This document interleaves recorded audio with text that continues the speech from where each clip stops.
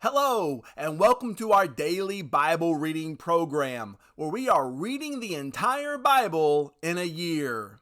This is week 41, day 5. Today we'll read 2 Kings 24 and 25, 2 Chronicles 36, the 126th Psalm, and 1 Peter chapter 3. 2 Kings 24, verse 1. In his days, Nebuchadnezzar, king of Babylon, came up, and Jehoiakim became his servant for 3 years. Then he turned and rebelled against him. And the Lord sent against him bands of the Chaldeans, and bands of the Syrians, and bands of the Moabites, and bands of the Ammonites, and sent them against Judah to destroy it, according to the word of the Lord that he spoke by his servants the prophets. Surely this came upon Judah at the command of the Lord, to remove them out of his sight, for the sins of Manasseh, according to all that he had done, and also for the innocent blood that he had shed. For he filled Jerusalem with innocent blood, and the Lord would not pardon. Now the rest of the deeds of Jehoiakim, and all that he did, are they not written in the book of the Chronicles of the kings of Judah? So Jehoiakim slept with his fathers, and Jehoiakim his son reigned in his place. And the king of Egypt did not come again out of his land, for the king of Babylon had taken all that belonged to the king of Egypt, from the brook of Egypt to the river Euphrates. Jehoiakim was 18 years old when he became king, and he reigned 3 months in Jerusalem. His mother's name was Nehushta, the daughter of Elnathan of Jerusalem. And he did what was evil in the sight of the Lord, according to all that his father had done. At that time the servants of Nebuchadnezzar, king of Babylon, came up to Jerusalem, and the city was besieged. And Nebuchadnezzar, king of Babylon, came to the city while his servants were besieging it.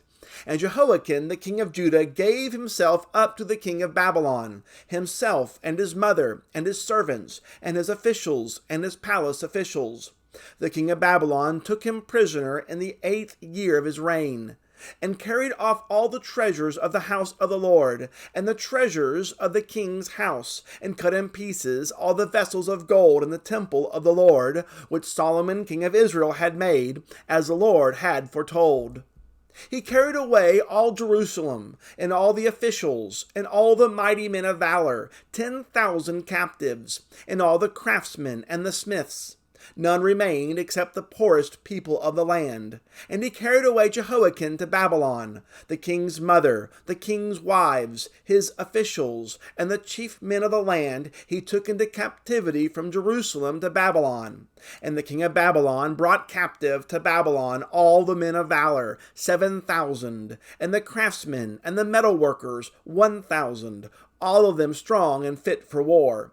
And the king of Babylon made Mattaniah, Jehoiakim's uncle, king in his place, and changed his name to Zedekiah. Zedekiah was 21 years old when he became king, and he reigned 11 years in Jerusalem. His mother's name was Hamutal, the daughter of Jeremiah of Libnah, and he did what was evil in the sight of the Lord, according to all that Jehoiakim had done. For because of the anger of the Lord, it came to the point in Jerusalem and Judah that he cast them out from his presence. And Zedekiah rebelled against the king of Babylon. 2 Kings 25, verse 1. And in the 9th year of his reign, in the 10th month, on the 10th day of the month, Nebuchadnezzar, king of Babylon, came with all his army against Jerusalem and laid siege to it. And they built siege works all around it. So the city was besieged till the 11th year of King Zedekiah. On the 9th day of the 4th month, the famine was so severe in the city that there was no food for the people of the land. Then a breach was made in the city, and all the men of war fled by night by the way of the gate between the 2 walls, by the king's garden. And the Chaldeans were all around the city, and they went in the direction of the Arabah. But the army of the Chaldeans pursued the king and overtook him in the plains of Jericho, and all his army was scattered from him. Then they captured the king and brought him up to the king of Babylon at Riblah, and they passed sentence on him. They slaughtered the sons of Zedekiah before his eyes, and put out the eyes of Zedekiah, and bound him in chains, and took him to Babylon. In the 5th month of the 7th day of the month, that was the 19th year of King Nebuchadnezzar, king of Babylon, Nebuzaradan, the captain of the bodyguard, a servant of the king of Babylon, came to Jerusalem, and he burned the house of the Lord, and the king's house, and all the houses of Jerusalem. Every great house he burned down, and all the army of the Chaldeans, who were with the captain of the guard, broke down the walls around Jerusalem. And the rest of the people who were left in the city, and the deserters who had deserted to the king of Babylon, together with the rest of the multitude, Nebuzaradan, the captain of the guard, carried into exile. But the captain of the guard left some of the poorest of the land to be vine dressers and plowmen. And the pillars of bronze that were in the house of the Lord, and the stands, and the bronze sea that were in the house of the Lord, the Chaldeans broke in pieces and carried the bronze to Babylon. And they took away the pots, and the shovels, and the snuffers, and the dishes for incense, and all the vessels of bronze used in the temple service, the fire pans also, and the bowls. What was of gold the captain of the guard took away as gold, and what was of silver as silver. As for the two pillars, the one sea, and the stands that Solomon had made for the house of the Lord, the bronze of all these vessels was beyond weight. The height of the one pillar was 18 cubits, and on it was a capital of bronze. The height of the capital was 3 cubits, a latticework and pomegranates, and all the bronze were all around the capital. And the second pillar had the same with the latticework. And the captain of the guard took Seraiah, the chief priest, and Zephaniah, the second priest, and the 3 keepers of the threshold. And from the city he took an officer who had been in command of the men of war, and 5 men of the king's council who were found in the city, and the secretary of the commander of the army, who mustered the people of the land, and 60 men of the people of the land, who were found in the city. And Nebuzaradan, the captain of the guard, took them, and brought them to the king of Babylon at Riblah. And the king of Babylon struck them down and put them to death at Riblah in the land of Hamath. So Judah was taken into exile out of its land.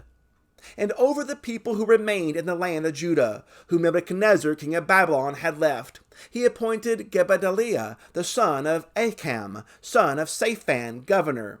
Now when all the captains and their men heard that the king of Babylon had appointed Gedaliah governor, they came with their men to Gedaliah at Mizpah, namely Ishmael, the son of Nethaniah, and Jonahan, the son of Kareah, and Seraiah, the son of Tanhumeth, the Netophathite, and Jazaniah, the son of Maccathite. And Gedaliah swore to them and their men, saying, Do not be afraid because of the Chaldean officials. Live in the land and serve the king of Babylon, and it shall be well with you. But in the 7th month, Ishmael, the son of Nethaniah, son of Elishama, of the royal family, came with 10 men and struck down Gedaliah, and put him to death along with the Jews and the Chaldeans who were with him at Mizpah. Then all the people, both small and great, and the captains of the forcers arose and went to Egypt, for they were afraid of the Chaldeans. And in the 37th year of the exile of Jehoiakim king of Judah, in the 12th month, on the 27th day of the month, Evil-Merodach king of Babylon, in the year that he began to reign, graciously freed Jehoiakim king of Judah from prison. And he spoke kindly to him, and gave him a seat above the seats of the kings who were with him in Babylon. So Jehoiakim put off his prison garments, and every day of his life he dined regularly at the king's table. And for his allowance, a regular allowance was given him by the king, according to his daily needs, as long as he lived. 2 Chronicles 36, verse 1. The people of the land took Jehoahaz, the son of Josiah, and made him king in his father's place in Jerusalem. Jehoahaz was 23 years old when he began to reign, and he reigned 3 months in Jerusalem. Then the king of Egypt deposed him in Jerusalem, and laid on the land a tribute of 100 talents of silver and a talent of gold. And the king of Egypt made Eliakim his brother king over Judah and Jerusalem, and changed his name to Jehoiakim. But Necho took Jehoahaz his brother and carried him to Egypt. Jehoiakim was 25 years old when he began to reign, and he reigned 11 years in Jerusalem. He did what was evil in the sight of the Lord his God. Against him came up Nebuchadnezzar king of Babylon, and bound him in chains to take him to Babylon. Nebuchadnezzar also carried part of the vessels of the house of the Lord to Babylon, and put them in his palace in Babylon. Now the rest of the acts of Jehoiakim, and the abominations that he did, and what was found against him, behold, they are written in the book of the kings of Israel and Judah, and Jehoiakim his son reigned in his place. Jehoiakim was 18 years old when he became king, and he reigned 3 months and 10 days in Jerusalem. He did what was evil in the sight of the Lord. In the spring of the year, King Nebuchadnezzar sent and brought him to Babylon with the precious vessels of the house of the Lord, and made his brother Zedekiah king over Judah and Jerusalem. Zedekiah was 21 years old when he began to reign, and he reigned 11 years in Jerusalem. He did what was evil in the sight of the Lord his God. He did not humble himself before Jeremiah the prophet, who spoke from the mouth of the Lord. He also rebelled against King Nebuchadnezzar, who had made him swear by God. He stiffened his neck and hardened his heart against turning to the Lord, the God of Israel. All the officers of the priests and the people likewise were exceedingly unfaithful, following all the abominations of the nations, and they polluted the house of the Lord that he had made holy in Jerusalem. The Lord, the God of their fathers, sent persistently to them by his messengers, because he had compassion on his people and on his dwelling place. But they kept mocking the messengers of God, despising his words, and scoffing at his prophets, until the wrath of the Lord rose against his people, until there was no remedy. Therefore he brought up against them the king of the Chaldeans, who killed their young men with the sword in the house of their sanctuary, and had no compassion on young men or virgin, old man or aged. He gave them all into his hand, and all the vessels of the house of God, great and small, and the treasures of the house of the Lord, and the treasures of the king and all his princes. All these he brought to Babylon. And they burned the house of God, and broke down the wall of Jerusalem, and burned all its palaces with fire, and destroyed all its precious vessels. He took into exile in Babylon those who had escaped from the sword, and they became servants to him and to his sons until the establishment of the kingdom of Persia, to fulfill the word of the Lord by the mouth of Jeremiah, until the land had enjoyed its Sabbaths. All the days that it lay desolate it kept Sabbath, to fulfill 70 years. Now in the first year of Cyrus king of Persia, that the word of the Lord by the mouth of Jeremiah might be fulfilled, the Lord stirred up the spirit of Cyrus king of Persia, so that he made a proclamation throughout all his kingdom, and also put it in writing. Thus says Cyrus king of Persia, the Lord, the God of heaven, has given me all the kingdoms of the earth, and he has charged me to build him a house at Jerusalem, which is in Judea. Whoever is among you, all of his people, may the Lord his God be with him. Let him go up.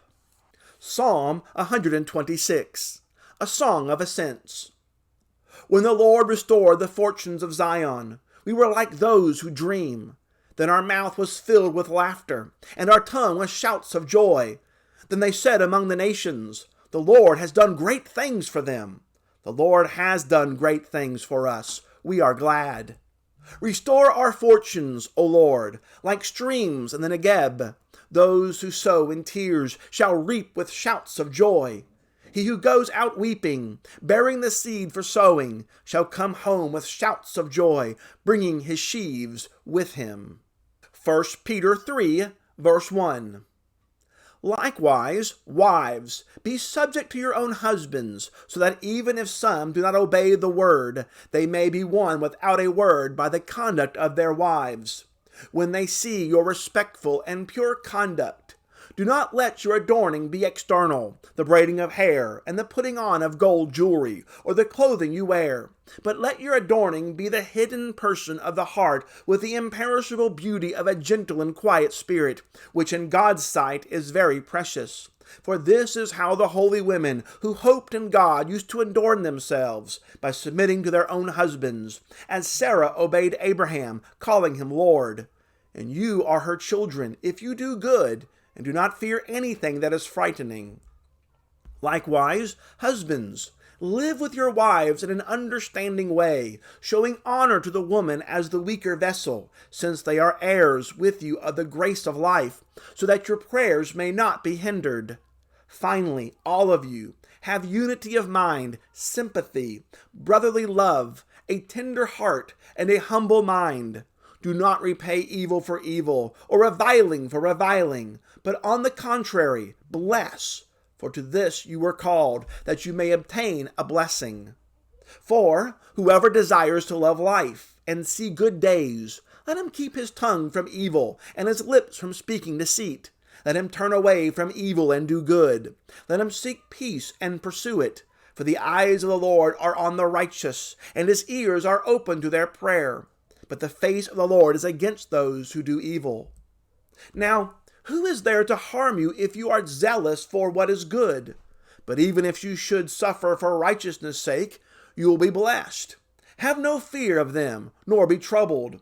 But in your hearts honor Christ the Lord as holy, always being prepared to make a defense to anyone who asks you for a reason for the hope that is in you. Yet do it with gentleness and respect, having a good conscience, so that, when you are slandered, those who revile your good behavior in Christ may be put to shame. For it is better to suffer for doing good, if that should be God's will, than for doing evil.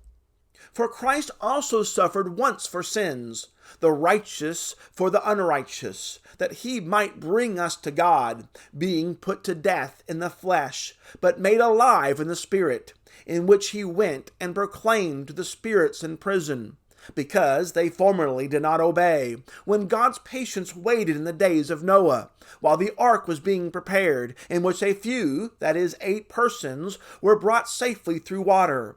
Baptism, which corresponds to this, now saves you, not as a removal of dirt from the body, but as an appeal to God for a good conscience through the resurrection of Jesus Christ, who has gone into heaven and is at the right hand of God, with angels, authorities, and powers having been subjected to him.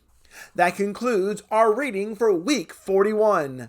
Join us next time for week 42, day 1. We'll read Lamentations, the 137th Psalm, and 1 Peter chapter 4. As always, please subscribe to our YouTube channel if you've not done so. Hit that notification bell. You will be alerted every time there's a new video available. As well, share the good news of the Word of God with others. Thanks so much for listening. Have a great and wonderful day.